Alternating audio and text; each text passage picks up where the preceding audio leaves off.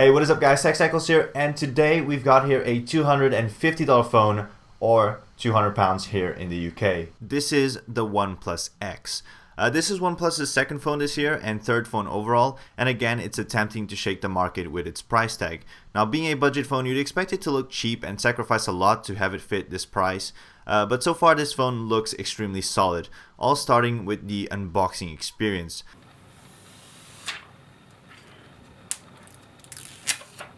So OnePlus included obviously the phone, then the usual quick start guide, SIM ejection tool, their really nice micro USB cable, a power adapter, and on top of that they even throw in a silicone case. And even more, if you look at the phone, it also comes pre-installed with a screen protector. All this without having to pay extra. Now, this phone is made out of glass on the front and back and has a metal frame. So with all that glass, it is a fingerprint magnet. Now, there's also a ceramic version that is slightly more expensive, but I'll leave a link down below so you guys can check that one out. Now, I know these are just first impressions, but this phone feels really good in the hand. It kind of reminds me of the iPhone 4, so in no way does this feel cheap.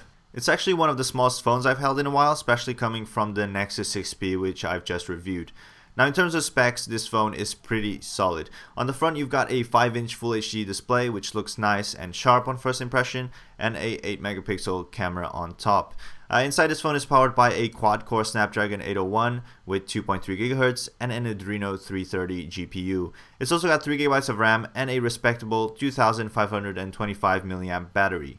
And lastly, on the back, there's a 13 megapixel camera. So judging by these specs, you probably wouldn't have guessed that this phone only costs this much. Now, it does only come with 16 GB of internal storage, but one of my favorite things about this device is that it has expandable storage. Now, basically the SIM slot allows you to either have 2 SIM cards or a nano SIM and a micro SD card, which means that you can add up to 128 GB of storage. Now, the software experience here is Oxygen OS, which is based off Android 5, aka Lollipop, so it offers you more optimization so that you can customize this phone according to your preference. You get the ability to switch between on-screen buttons or the capacitive ones on the bottom of the device. There's also multiple gestures to launch different apps and a bunch of other ones.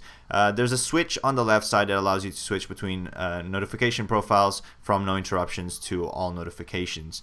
And in case you're wondering, there's currently no word on when Marshmallow will hit this device. So far I'm quite impressed, but of course I'll have to test it out more, so don't forget to subscribe for the full review. Right now, the only downsides I see are potentially the speakers, as they are bottom facing, and the camera just not being very good, but again, I'll need to test it out. There's also the lack of a fingerprint sensor if you've gotten used to having one, and unfortunately you do need an invite to get this phone, but the good news is I'll be giving some away on Twitter, so be sure to follow me there at TechSnackles if you don't want to miss out on those. Anyway guys, that's it for this video. Any questions you have or any suggestions or any videos you want to see, be sure to tell me down in the comment section below.